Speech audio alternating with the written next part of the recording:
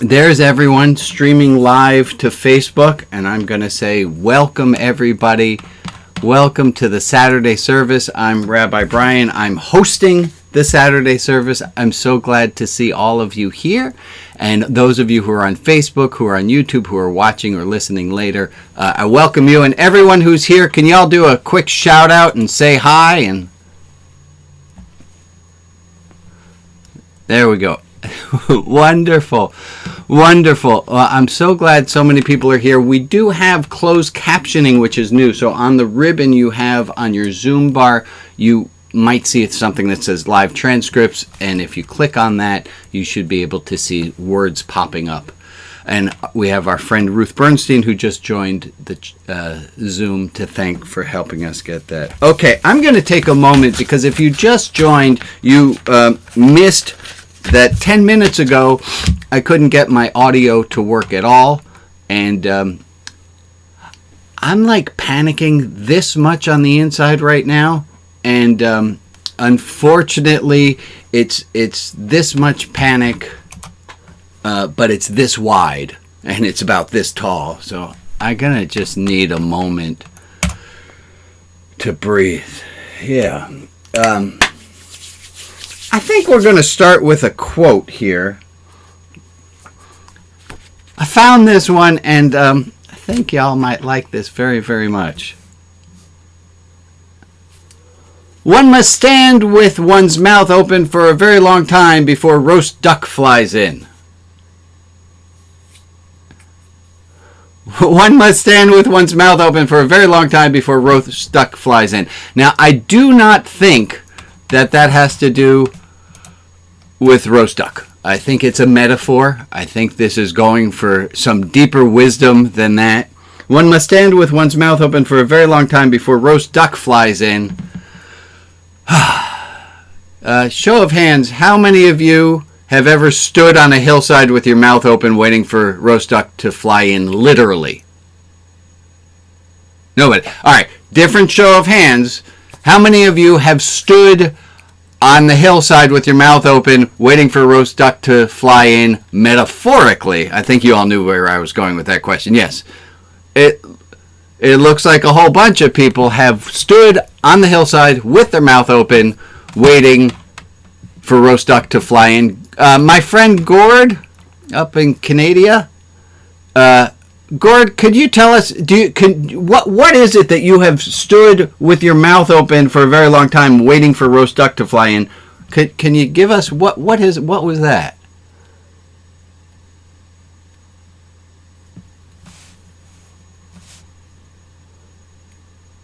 And you waited with your mouth open for the universe to deliver. I'm really glad and that happened. Yeah? Didn't happen. Oh, what a surprise. Okay, weird. Let me try someone else. Has anyone else stood for a long time with your mouth open waiting for... Who else has stood for a long time? You know I'm going to call on you if you raise your hand. So Barb Blake, my buddy, what have you stood on the mountainside with your mouth open for a very long time waiting for roast duck to fly in?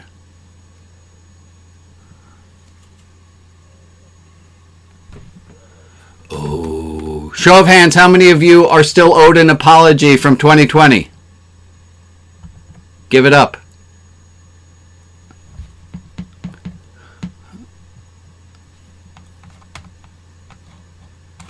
Oh, because I had to log out. Oh, no. Okay, I think they're back on. Ruth Bernstein, I apologize that those were down. They should be up now. Anyone seeing? Do we have them working again? Live transcript. I will type copy. Enable auto transcription. Let me try that. Okay. Okay, so where we last left our people, okay, good, we have that working. Where we last left people, oh, I have a horrible joke for you. I know you guys love these. What do you get if you make a Christmas wreath out of $100 bills? Aretha Franklin's.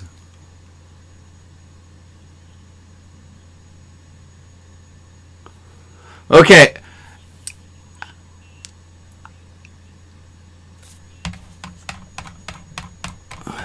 Yeah. All right, and here's the second one, and this is a little bone malt for anyone to use. Feel free today.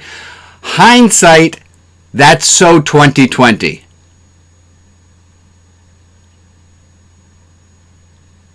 Okay, now that we're all warmed up and ready to go.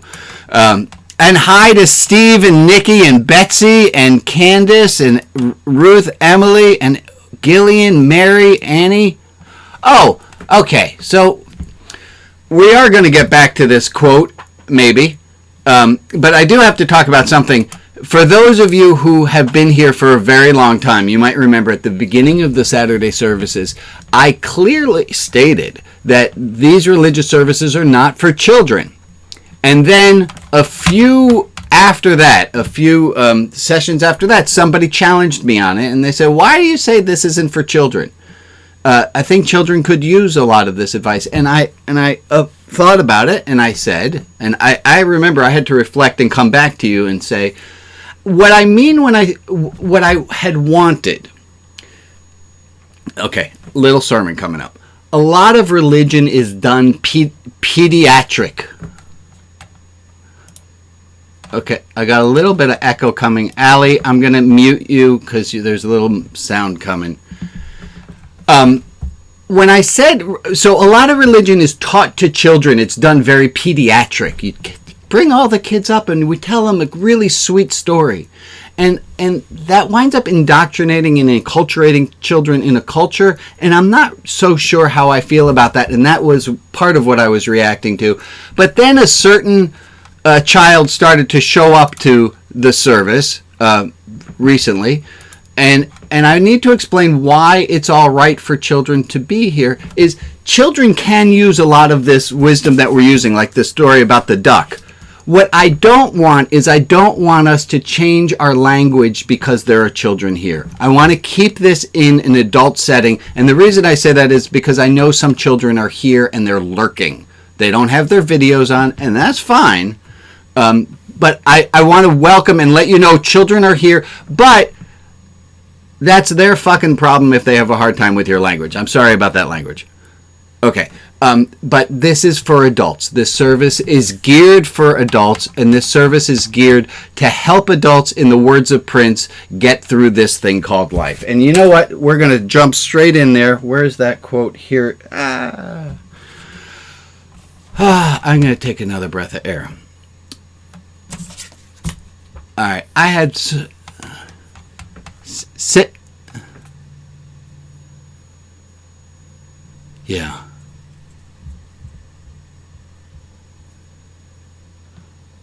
Indeed, there are great morals for children. I agree, Carol. I don't want to go on a off. I just wanted to explain about language and that this service is for adults. It is meant to be for adults. Show of hands, how many of you did something with an accountability buddy? We did accountability buddies 2 weeks ago. How many of you were involved in that? And keep your hands up if that was somewhat meaningful. Well, that's fantastic. You can put your hands down. So let me explain what we did. A few weeks ago, we randomly matched some people up. And again, I apologize to the introverts who don't like being in small groups and sharing. I sometimes forget on that, and that's my bad. So we put people together so that you would be able to check in with each other over the week. And show of hands, how many of you checked in with your random accountability buddy over the before Christmas? You did. How many of you are still checking in, even though we were only going to do it for 1 week? Did you extend it? Did you keep going? That's good. That's great. Maybe. Okay, that's fine. I will... maybe we'll bring other people in. If you're still meeting with your accountability buddy, that's fantastic. Let me make some announcements, then we're going to get right into the service. Again, my chi, you might be able to see my chi's a little bit off. We were having horrible problems with the audio at the beginning of the service. I do want... I'm going to start straight on with a quote. Everybody comfy? Seated well? I'm going to start with a really long quote. And Alex, let me thank Alex, who always does tech. There's a chat And Joe always monitors the chat to make sure that everyone's playing well there, and if there's something I need to know. And Lee, my friend Lee, she doesn't transcribe. She keeps track of what we're talking about. So I want to thank all the people for helping out. There's Lee.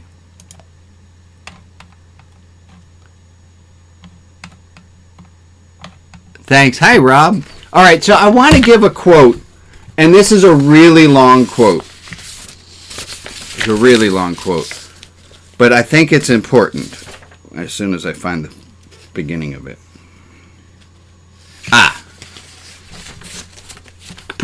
You can put the whole thing in the chat if you like to read. If you're an audio processor, I'm going to read this quote to you, but here's how it goes.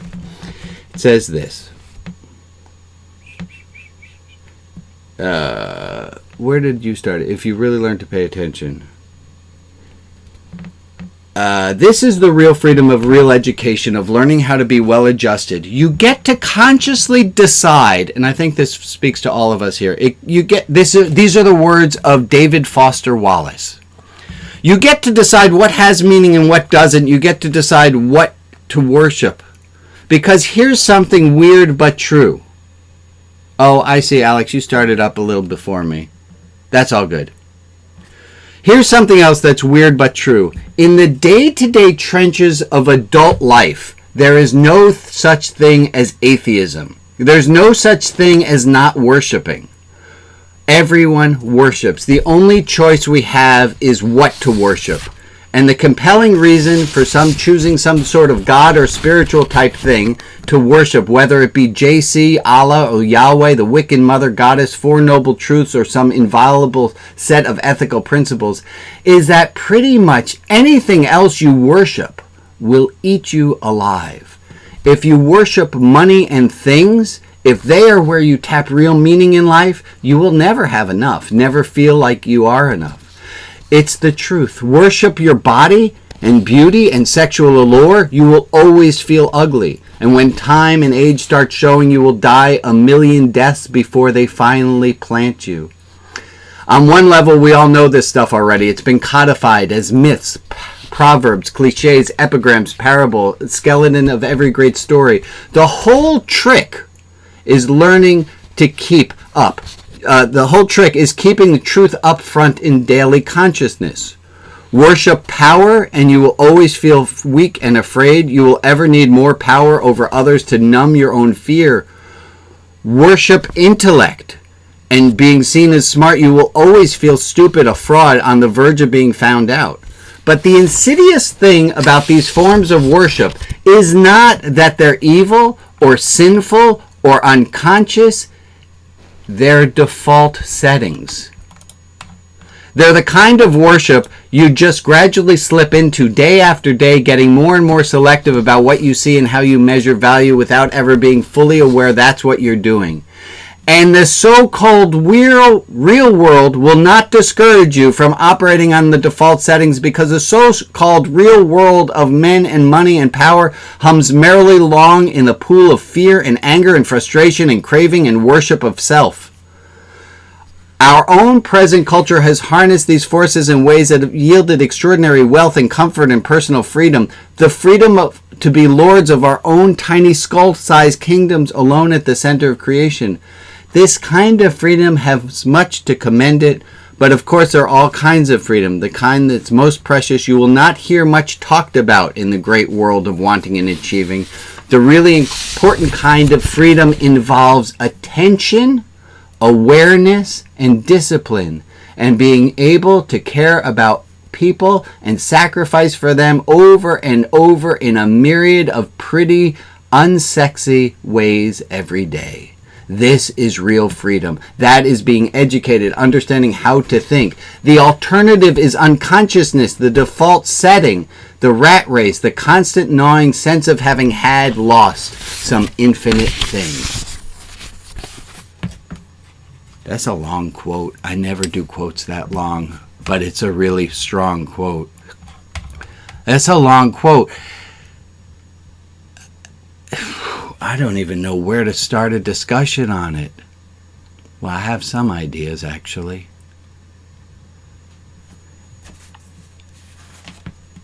It says David Foster Wallace gave a commencement speech at Kenyon College in 2004, I believe. And he gave a speech, and this is what he said. These are some of the words from it. If you look up on the web, you can find it if you put in David Foster Wallace Kenyon College commencement. So what he's saying, what is he saying? I know I could say what he's saying, but I'm done hearing myself. Boy, it's so good to see all of you here who have decided to not go with the default setting. Maybe we'll start with defining terms. What would you say, according to that quote, the default settings are? The default settings for being human is to do what instead of what? The default settings for being human, according to David Foster Wallace, what I read, is to do blanks instead of blanks. What do we got there? I'll put it in different words. Let me change it around. We all do this.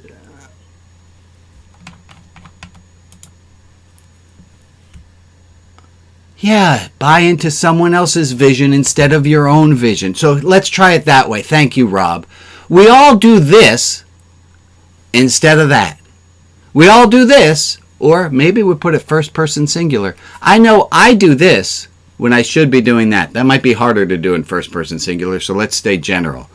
People in general do this. They stand on a mountaintop waiting for roast duck to come into their mouth before they do something themselves. Boy, I really feel like I have either wowed you all into quiet astonishment or somehow lost my connection with the group due to something going on. Processing. Go ahead, Harold. Thank you, Hannah. Thank you, Hannah. Thank you, Harold. Yes, Harold.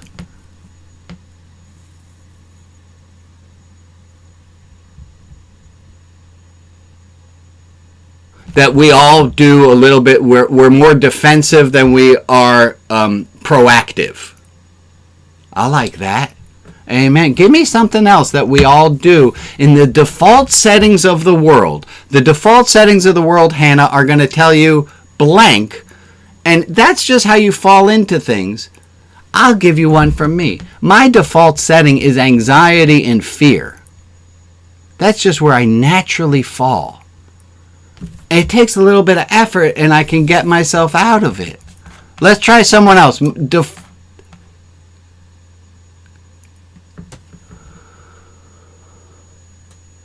The default setting would be to try to fit in, to be like everyone else, and the true thing we should be doing? No, not that at all. Thank you, Bob. Help me out.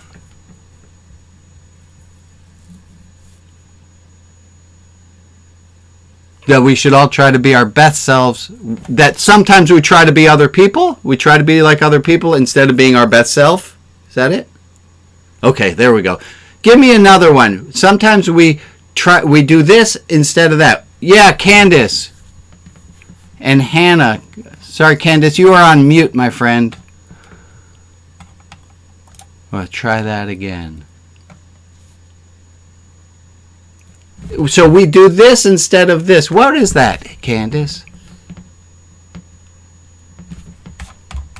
Mary, I had to mute you. Go ahead, Candace. We lost you for a second.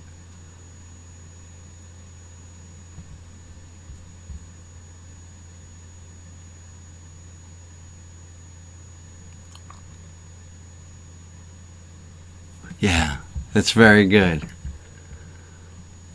Be yourself. Jeffrey, what do you got, Jeff?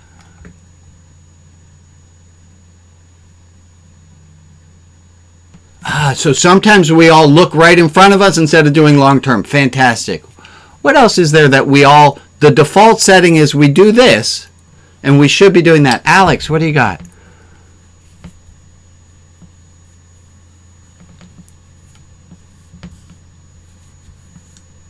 So no, everybody's default setting is to eat worms? I'm not following you exactly, Alex.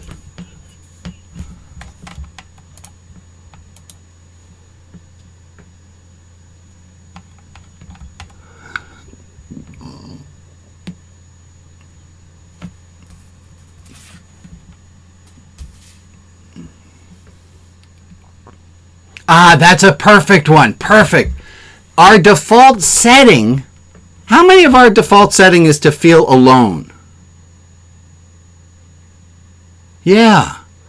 And how many of us, if we got off of our default setting, and it's quite obvious right this moment because here we are, realize that we're not alone, that we are actually connected? Yeah. It takes a great amount of willpower to change from the default settings. It takes a lot of energy to change. New Year's resolutions are all about that. It's really difficult to change what you've been doing. The default settings. Well, we've made our default settings. Let's try one more. There's something here that we all do, whereas we know we should be doing this. Yeah, Alma. The default setting. Oh, that one's brilliant. Thank you, Alma. The default setting is to avoid responsibility. But the true thing that we're being... No, that's not it. Okay, go ahead. Say it differently, Alma. Wait. Was that not you? Oh, who was that? Lee? Rona. Thank you. I apologize. Me on this is a little. I think a lot of people here answer to me. So thank you, Rona, for that one. Alma, what is it that you have? What is something that we all, our default setting is blank, or Alma's default setting is blank, but really what it is that you want to be doing is blank. The better thing to be doing is blank. What's that? Oh, I love that. How many of us find that our default setting is judgment over understanding? How many of you are more like our default is to judge? Okay, so let's do a quick recap.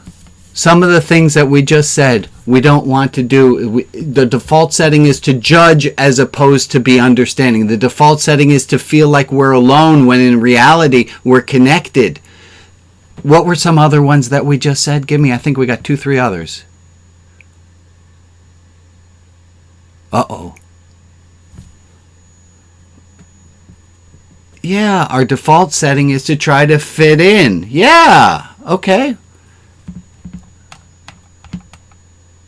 The default settings is the easy. Well, I'm not quite sure, Emily, if it fits exactly in with the roast chicken thing. Here's how I would try it, if I could.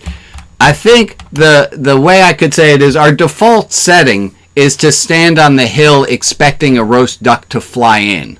The default setting might be that everything's going to come to me, whereas I might have to work for it. I might be pushing it a little bit, but thank you, Emily, for bringing. Okay. Review. So if this is our default setting, if our default setting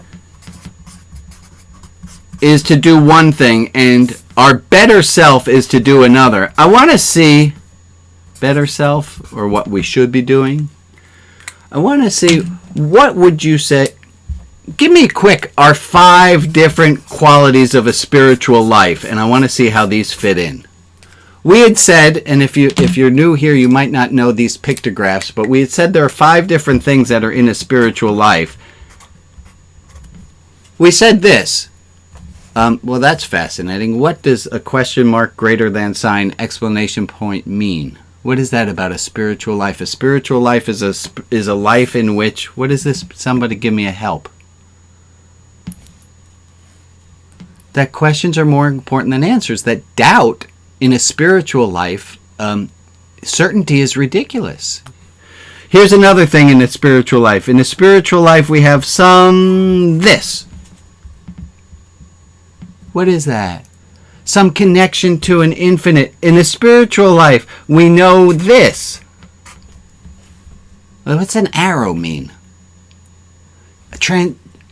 Oh, so I'm supposed to go out and change the whole world and blow up mountains and fill up valleys? Oh, yeah. I would even say not change yourself, but allow yourself to be changed. Subtle, but yeah, okay.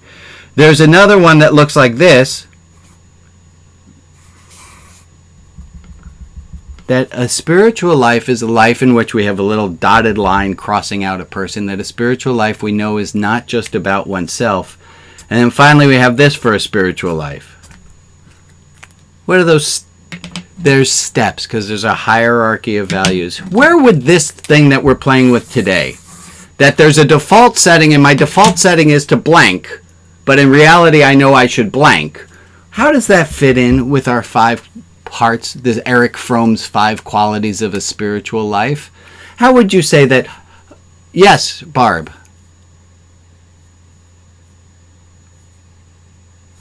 Oh, right. So in the fact that somebody is crossed out, we did it with a dotted line intentionally to remember that while it's not about us, it also is all about us, because a spiritual life is filled with paradox, that things can be both and. Thank you for reminding me, Barb.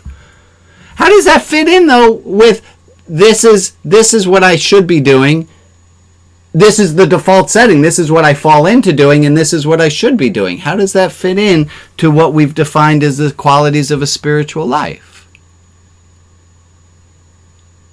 All of them. I like that, Rob. Keep. Miriam, do you have something you were saying? You're spotlit for a second. Okay, good. I'm going to put us in groups in a moment. First, before we do so, I need to offer a prayer and offer you guys a little time and space for some reflection.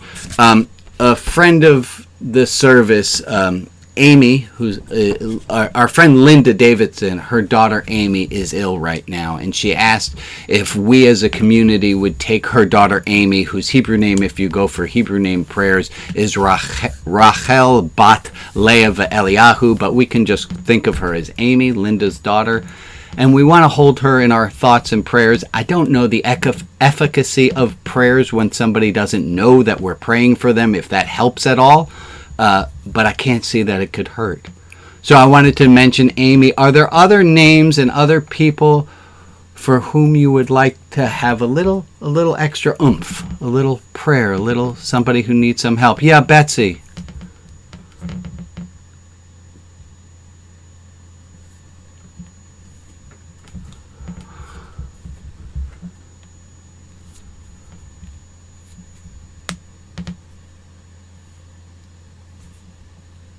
Woo!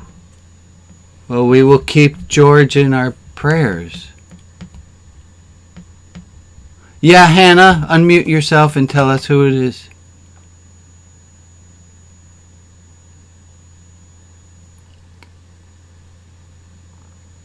Oh, Priscilla, say a little bit more, Priscilla.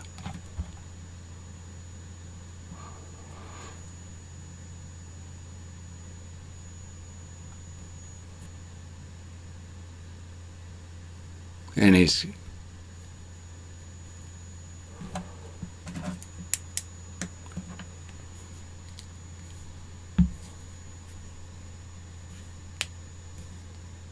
oh, I'm sorry to hear. We'll keep Michael and Joe both in our prayers. Hannah, somebody you want to ask for, however the universe works this stuff, anyone you want to ask for special prayers for?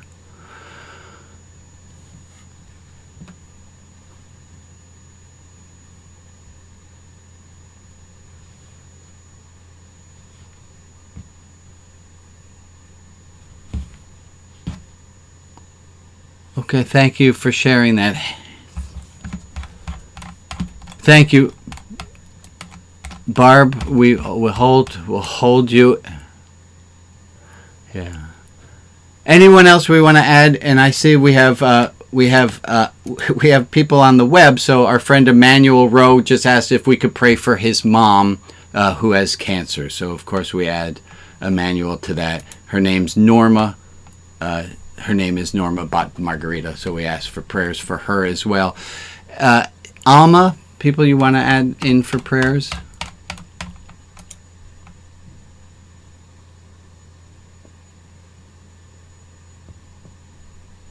Oh,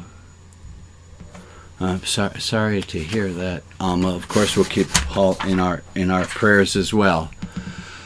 Okay, Lee, was that a signal or no?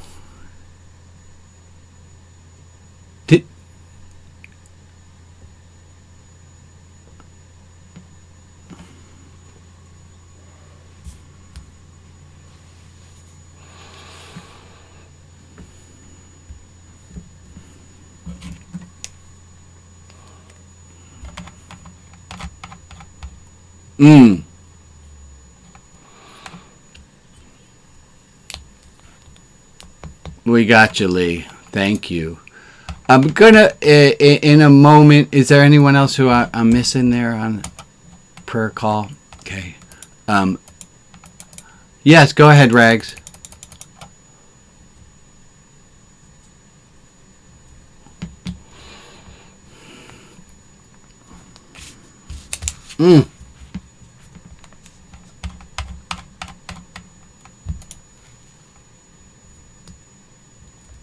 Yeah, there is. We'll pray for them. Pray for everyone's speedy recovery in body and spirit. Yeah, Carol Clausen Williams.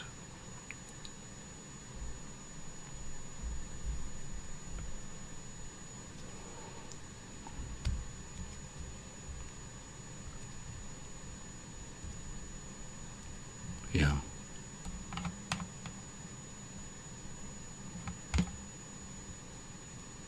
Oh, thank you, Carol, for sharing. Folks, however these prayers work, let's hope that all of these people find speedy recovery and we all find peace in our hearts.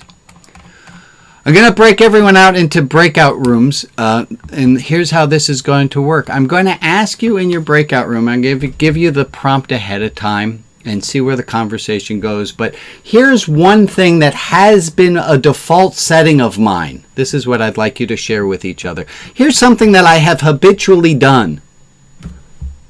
But here's what I plan on doing instead. Here's something that I have habitually done, 2020 and before, and that's my default setting.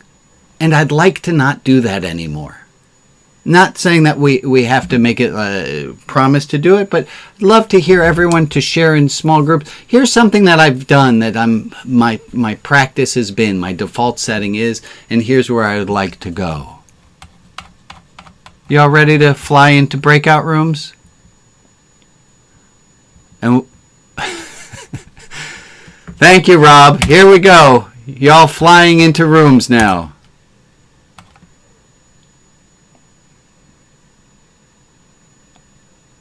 No, you're good, Rob.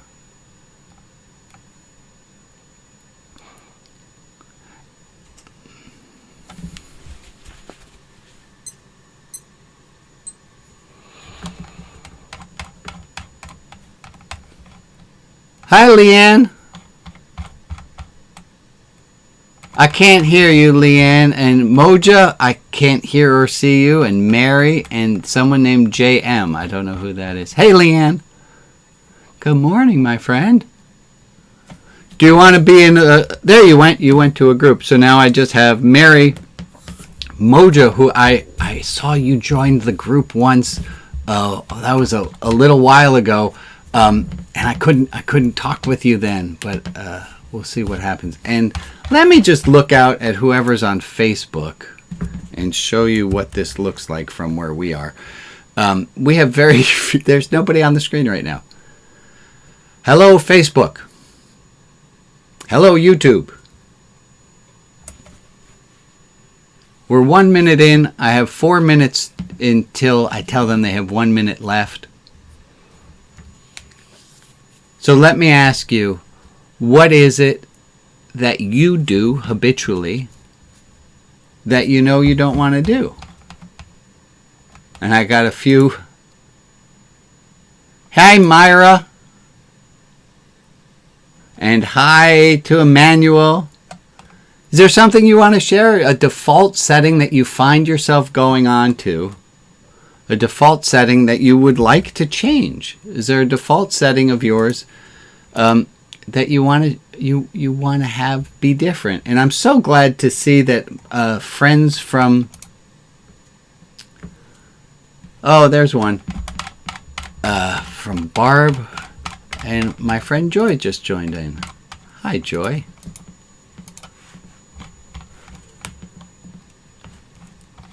Hi, Joy. You made it back.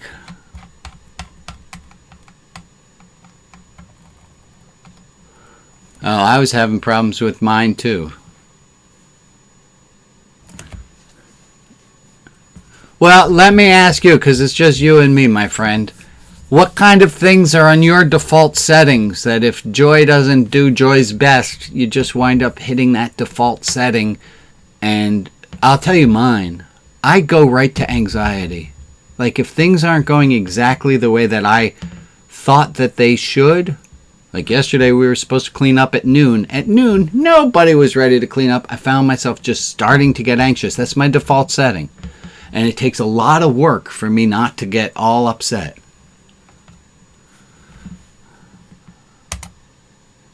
Yeah, what came up?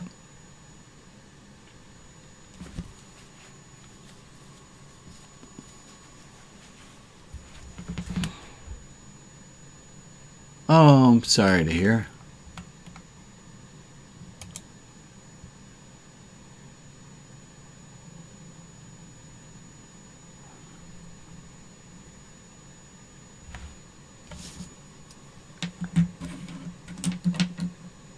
Yeah. It's going to get a little cramp, isn't it? Well, I just got Joy, I got something in here. So from the web, Myra Summers says she would like her default to be faith rather than fear. I understand that. Is there a default you have that you would rather change, Joy? Thank you, Myra, for staying.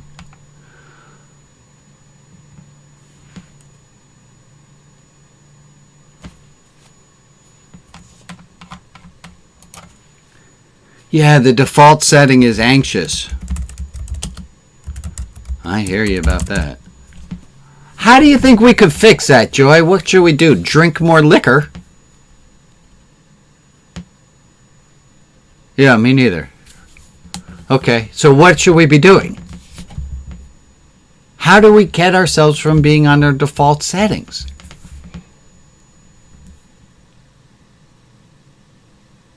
Oh, that's a good answer. Prayer. Right? To be facing a certain direction of knowing that it is we want to change. I like that very much. I like that. I'm curious to hear what other people say their ways of doing this are. And boy, my outline has just gone, I think it's a British saying, has gone to pot. I think here we'd say it has gone to shit. Oh, I have so many notes here and we're not doing any of this.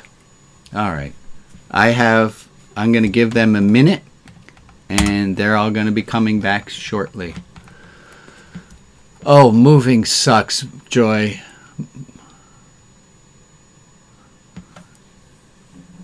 I'm glad to see you again.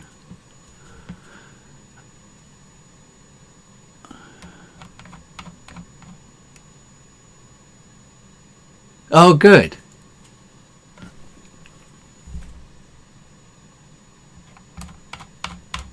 Good. Glad.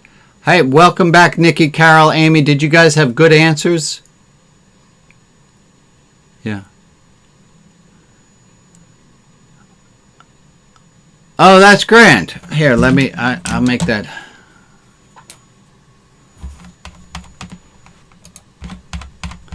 Well,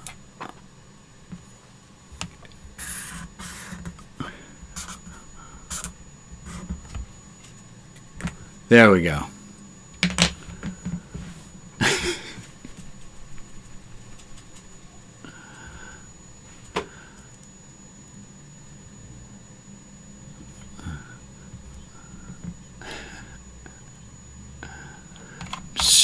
Sorry, Lee. Thank you. They're still, I got them here.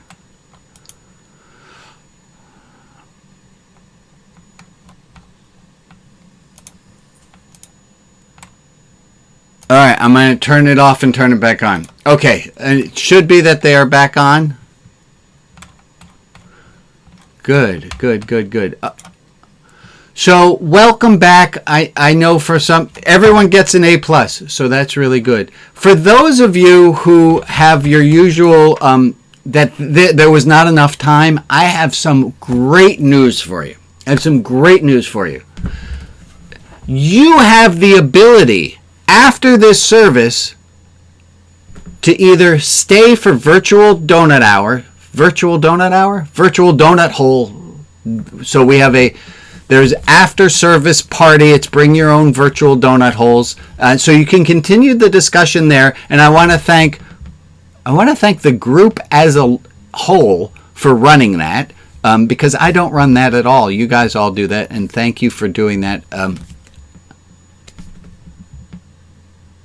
Yes. Oh, I got you. The group as a so here are your choices. You can either continue asking what is it that's our default and what is it that we should be doing. You can do that at Virtual Donut Holes Hour, or hey, next time you're in a conversation with somebody, and you might get in a conversation with somebody today, just say, hey, I'm kind of curious. We have a new year that we're in. Are there any things that are your default settings that you hope to change in the upcoming year? You can continue these conversations with anyone. And from my experience, people are starving to answer and to have this kind of dialogue with people. So please bring that up.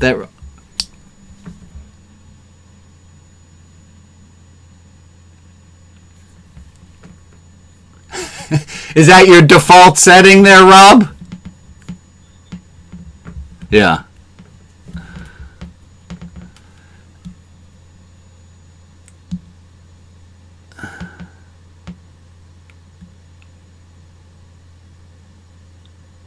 Oh, that's a good point. If you want to go...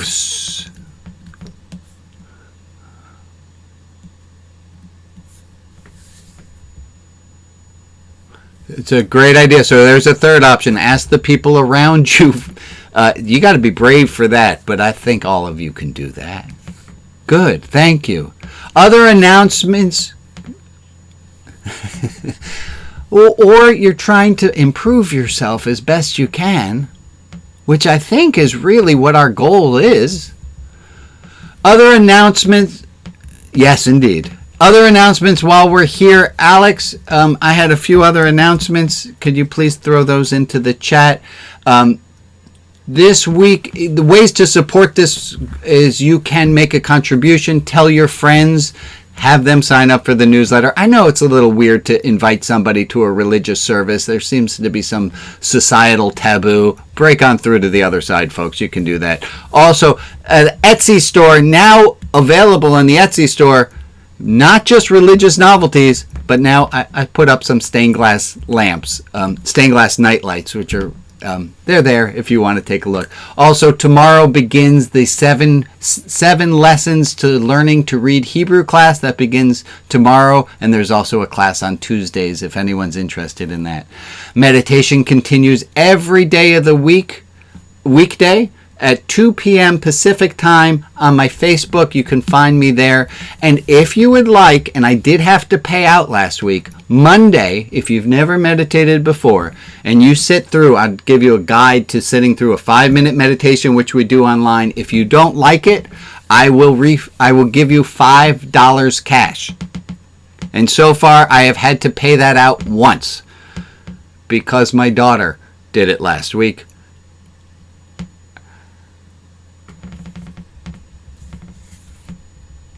Yeah, no, she was there. And oh wait, Alex, would you do? I'm gonna spotlight for a second. There she is, my little girl. Hi, my little girl. Go back to unspotlighting you. Oh wait, say that again, Lee. That was not shaming, I don't think. I know the difference. Oh, that's a great one. My default setting is a bit shaming. And it takes a lot of work to not do that. Good. Yay. Let's... Okay. Here's the next... I got another question. While we're in announcement phase, I'm going to do something I shouldn't do. See this guy? That's my best friend, Larry. I needed to put him on the screen.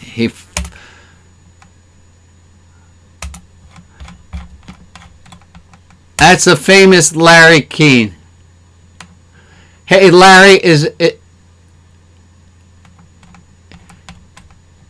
All right, well, thank you. I just needed to introduce you, Larry. I'm so glad that you're able to be here this morning. Here is a question for you. Yes.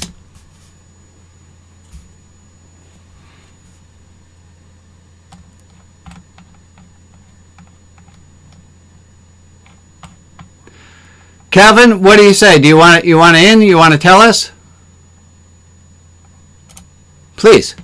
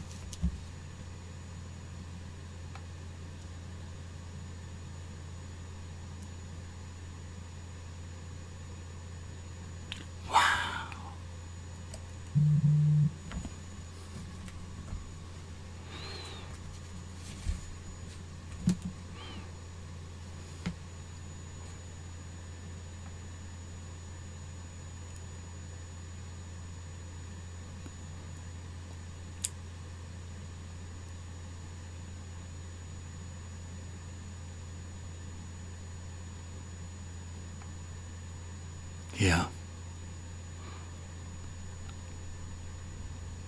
Thank you, Calvin. Thank you.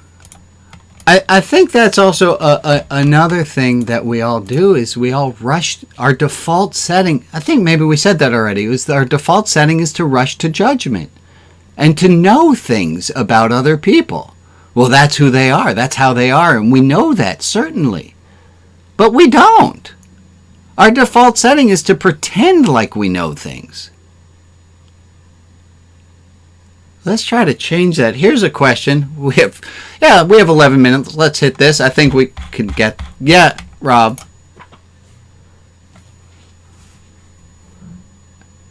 I'm not... Yeah.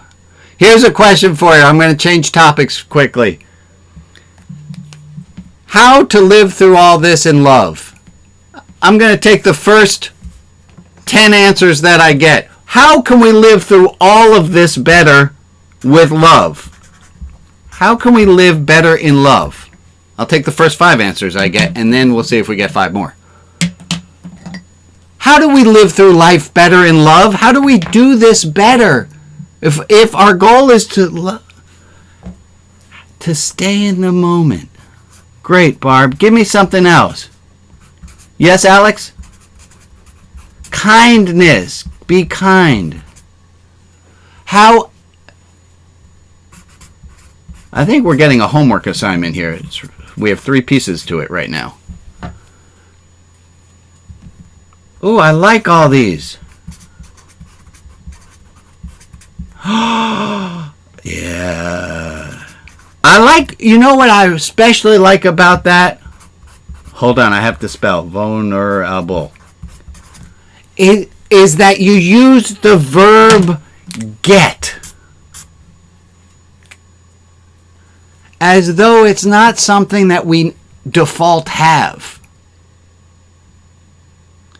Be vulnerable and get vulnerable. Right? This is an active verb. Perfect.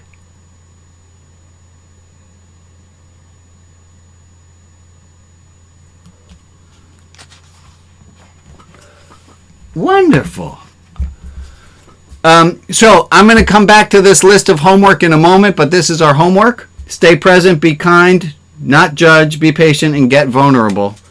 I do have something that I've been wanting to share with this group for a very long time, and I'm going to do it today because it's close to Christmas, and that gives me Santa exists? No Santa. We have two choices here. Either there is a Santa Claus or there isn't a Santa Claus. I will tell you right now that what I'm about to show you is the work of Blaise Pascal, famous French mathematician and philosopher. And he did this, but he didn't talk about Santa. He talked about God. You know, I find the God word can throw people off, so I'm substituting everyone's favorite God substitution of Santa so we can understand this without getting lost. Either Santa exists or Santa doesn't exist. It's binary. It's pretty hard for Santa to both and exist. And either, this is Pascal, either you believe in Santa or you don't believe in Santa. That gives us four options. I want to go through them with you right now. If you believe in Santa and Santa exists, Christmas is awesome. I hope all of you had a wonderful, magical. If Santa exists and you don't believe in Santa, you get coals in your stocking. You don't have any fun. There's no magic. If you don't believe in Santa and there is no Santa, Christmas might as well be a Tuesday. It doesn't matter, right? Nothing matters. There's no Santa. I don't believe in Santa. Nothing. And then this is the quadrant which Pascal was the most interested in. If I believe, oh, fuck me, I did this wrong.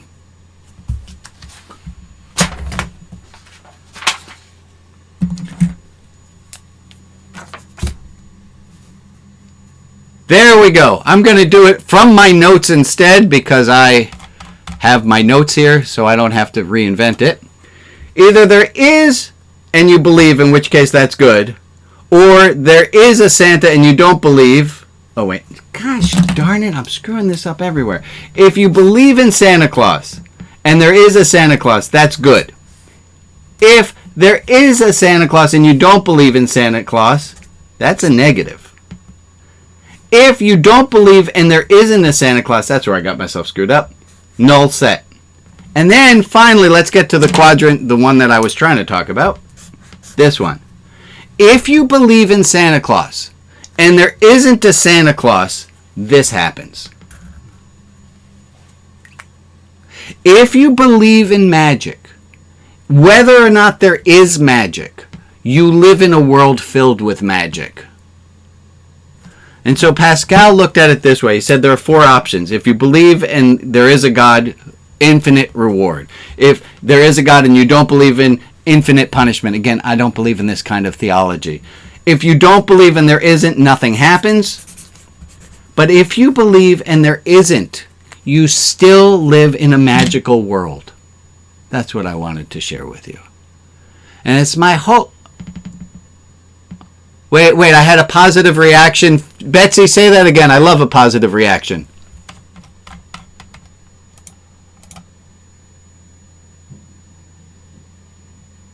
Right? If you believe in magic, yeah, that works.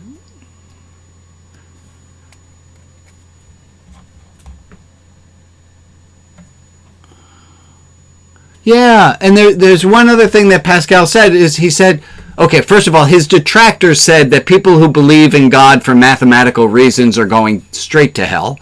But I looked it up in the Bible and it doesn't say anything like that. Also, Pascal, the second paragraph to this is called Pascal's Gambit. The second paragraph, Pascal says, if you start to believe for the wrong reasons, you'll eventually come to believe for the right reasons. Carol Ox, I know you're dying to say something. I see that on your face. You have something to say? Go for it.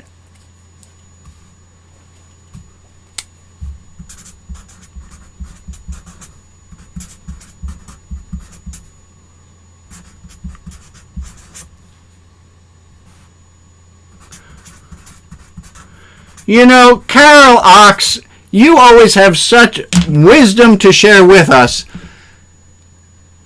It was not what I was expecting. I was expecting a different kind of zinger at the end, but that's grand. So before we... Believing in the unbelievable. Before we conclude up today, I would love to hear from some people. Because I came to this service today, because I was here today, I will blank. Or here's something that I learned from the service today. What is something you're taking with you? And this last wrap-up has a few reasons to it. One, it concretizes for yourself what it is that you wanted to keep in mind, like the difference between our default setting and what we want to be. It helps us to reinforce it in ourselves, and it helps reinforce it in the group. So what are a few things that you heard or you're reflecting on that you're going to take with you from today's discussion? Give me 2 or 3 things that we heard.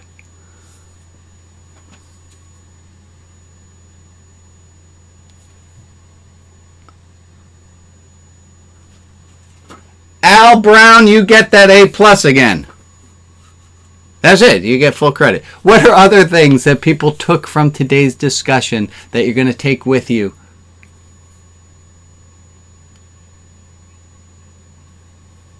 It's a great motivation to hear other people. I love that. Thank you, Rona.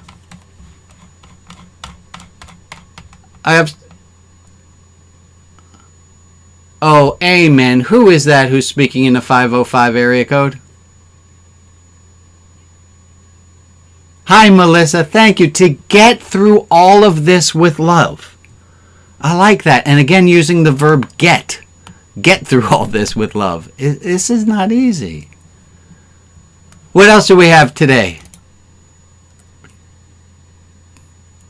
Amen. Our default setting might be to be alone.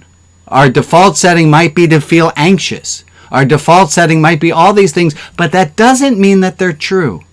And if we work at it, we can change it. Thank you so much for sharing that again, Barb. Let's take one more thing that we took from today. I have it that sometimes silence is the right thing to do.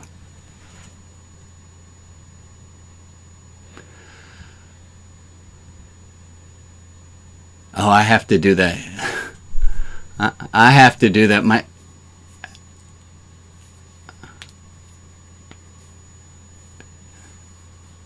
Thank you, Lee. Folks, we're coming to 9 o'clock. For those of you who want to stick around for virtual donut holes, please do. I'll be here again next week. Oh, I did have one thing I so seriously wanted to tell you. Last week I was listening in. Here, I made myself this note so I wouldn't forget. There was a question about how to add color diversity to this service. And my question to you is, if you were somebody who thought we needed to add diversity of spirit or diversity of color to this service, did you go in the last week and attend an AME church, or did you go to a virtual mosque visit? Because before we invite other people to what we have, I think it's also very important that we go out and see what other people are doing. I definitely wanted to mention that. Okay. Well, that's why I'm here. Okay, let's unmute, do some waves, say goodbye. Thank you all for showing up. Appreciate it, and we'll be here again next week.